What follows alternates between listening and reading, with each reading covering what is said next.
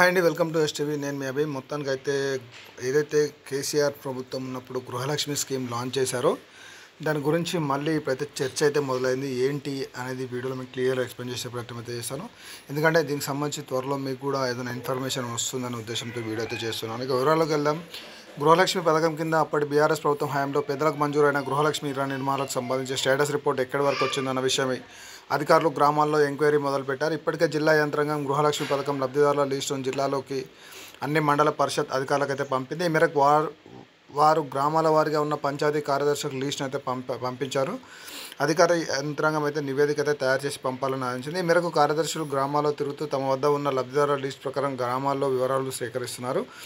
BRS ప్రభుత్వం చివరి రోజుల్లో ఎమ్మెల్యేలు గృహలక్ష్మి పథకం కింద లబ్ధిదారులను ఎంపిక చేసి వారికి 3 లక్షలు చెల్లించాలని చెప్పేసి నిర్ణయించింది.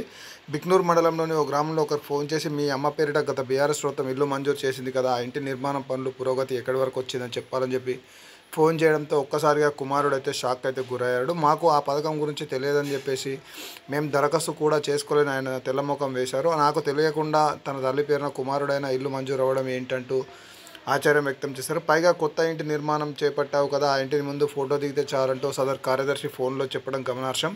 తాను కష్టపడి సంపాదించిన డబ్బులతో పాటు బ్యాంకులో లోన్ తీసుకొని డబ్బులు కలిపి ఇల్లు కట్టుకున్నానని చెప్పాడు. నేను కట్టుకున్న ఇంటి ముందు మా అమ్మ ఫోటో ఎలా దిగుతుందంటూ సమాధానం ఇచ్చాడు. అయితే కామారెడ్డి నియోజకవర్గంలో 3000 ఇళ్ళకు గాను 502 ఇళ్ళు అయితే మంజూరు అయితే అయినాయని చెప్పుకోవచ్చు. ఇక్కడ అయితే కేసీఆర్ ప్రభుత్వం ఏదైతే ఉందో అప్పుడు ఈ ఇళ్ళకైతే చాలామందికి ప్రొసీడింగ్ పేపర్లు అయితే ఇచ్చారు. కామారెడ్డి నియోజకవర్గంలో 3000 ఇళ్ళు గృహలక్ష్మి పథకంలో భాగంగా అప్పటి ప్రభుత్వం మంజూరు చేసింది. సొంత ఇంటి స్థలం ఉన్న అర్హులైన పేదలకు అప్పట్లో బీఆర్ఎస్ ప్రభుత్వం ఒక్క ఇంటి నిర్మాణానికి 3 లక్షలు 100% సబ్సిడీతో మంజూరు ఇచ్చింది. ఇంటి నిర్మాణానికి మంజూరైన 3 లక్షలు 3 విడతల్లో ప్రభుత్వం విడుదల చేస్తున్న ప్రొసీడింగ్లో పేర్కొంది. బేస్మెంట్ లెవెల్లో మొదటి విడత, రూఫ్ లెవెల్లో 2వ విడత, ఇంటి నిర్మాణం పూర్తయ్యే దశలో 3వ విడత నిధులు విడుదల చేయాలని దీనికి సంబంధించిన విషయాలను పొందుపరుస్తూ గ్రామాల వారీగా లబ్ధిదారుల జాబితాలో ప్రొసీడింగ్ కూడా సెప్టెంబర్ 27, 2023లో జారీ చేశారు. మండలంలోని 18 గ్రామాలకు 502 ఇళ్ళు మంజూరు చేసి 2023లో సెప్టెంబర్ నెలలో అడ్మినిస్ట్రేటివ్ శాంక్షన్ కూడా ఇచ్చారు. అయితే తర్వాత రాష్ట్రంలో బీఆర్ఎస్ అధికారం కోల్పోవడం, కాంగ్రెస్ అధికారంలోకి రావడం, ఇందిరమ్మ పథకం ప్రచారంలో బీఆర్ఎస్ హయాంలో మంజూరైన గృహలక్ష్మి ఇళ్ల విషయమై మరుగున పడిపోయింది. తాజాగా అధికారులు గృహలక్ష్మి ఇళ్ల నిర్మాణ పనుల స్టేటస్పై ఎంక్వైరీ మొదలు పెట్టడంతో అది వెలుగులోకి వచ్చింది. ఇక్కడ మీరు గమనించవచ్చు, ఏదైతే ఈ గృహలక్ష్మి ఉందో చాలా రోజుల నుంచి అయితే దీన్ని పక్కకైతే పెట్టేశారు. ఈ గృహలక్ష్మి ఇళ్ల నిర్మాణ పనులు స్టేటస్పై ఎంక్వైరీ మొదలు పెట్టడంతో ఇదైతే బయటకైతే వచ్చింది. అంటే దీనిపైన ఇప్పటికి మనం చెప్పుకున్నాం కదా, కార్యదర్శి ఆ లెవెల్లో మళ్ళీ ఎంక్వైరీ అయితే స్టార్ట్ చేశారు. అనూహ్యంగా గృహలక్ష్మి ఇల్లు వెలుగులోకి. రాష్ట్ర వ్యాప్తంగా ఓ పక్క ఇందిరమ్మ పథకం గురించి చర్చ జరుగుతున్న గృహలక్ష్మి పథకం వెలుగులోకి రావడం అందరినీ ఆశ్చర్యానికి గురి చేస్తుంది. గృహలక్ష్మి పథకం కింద ఇల్లు నిర్మించుకున్న వారికి అప్పటి ప్రభుత్వం గ్రాంట్స్ విడుదల చేయలేదు. పైగా పథకం గురించి ఎవరికి తెలియదు కూడా. ఈ పరిస్థితుల్లో ఇప్పుడు ఎంక్వైరీ మొదలుపెట్టిన అధికారులు ఇందిరమ్మ ఇళ్ల నిర్మాణాన్ని ఇస్తున్నట్టుగా 5 లక్షల రూపాయలు ఇస్తారా లేక 3 లక్షలతో సరిపెడతారా అన్న విషయం మాత్రం క్లారిటీగా తెలియడం లేదు. పైగా గృహలక్ష్మి పథకం కింద మంజూరై ఇల్లు క్యాన్సిల్ చేస్తే ఇందిరమ్మ పథకం కింద తిరిగి ఇల్లు మంజూరు చేస్తారా అనేది కూడా సస్పెన్స్గా ఉంది. ఇక్కడ చూసుకోవచ్చు. అవును, వాస్తవమే, గృహలక్ష్మి పథకం కింద మా అమ్మ పేరిట ఇందిరమ్మ ఇల్లు మంజూరైందని చెప్పేసి వాళ్ళ కుమారుడు అనిల్ అయితే చెప్పడం అయితే జరిగింది. ఇక్కడ చూసుకోవచ్చు, ఇండ్ల ప్రొసీడింగ్పై వివరాలు సేకరిస్తున్నాం.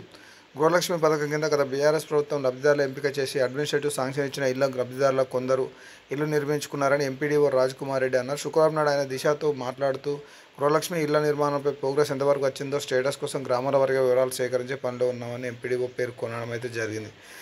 అయితే ఏమైందంటే ఇక్కడ మనం చూసుకోవచ్చు, గత ప్రభుత్వం ఏదైతే ఈ గృహలక్ష్మి స్కీమ్ లాంచ్ చేసిందో తర్వాత అప్లికేషన్ అయితే స్వీకరించారు. తర్వాత చాలామందికి కూడా ఈ గృహలక్ష్మికి సంబంధించి కొంతమందికి ప్రొసీడింగ్ పేపర్లు ఇచ్చారు. తర్వాత అయితే ఎవరైతే అప్పుడు తొందరగా అంటే ఇల్లు మొదలు పెట్టుకున్నారో, అలాగే ఎవరికైతే ఇప్పుడు మంజూరు పత్రాలు పంపిణీ చేశారో వాళ్ళు దాదాపు కొంతమంది ఇల్లు మొదలు పెట్టుకున్నారు. కాబట్టి వాళ్ళకి సంబంధించిన స్టేటస్ ఇప్పుడైతే మళ్ళీ రీఎంక్వైరీ చేస్తున్నారు. చూద్దాం మరి ఇది అందరికీ వర్తిస్తుందా, మరి కొంతమందికి వర్తిస్తుందా. ఎందుకంటే చాలామంది దగ్గర మంజూరు పత్రాలు ఇప్పుడు అలాగే పెట్టుకొని ఉన్నారు.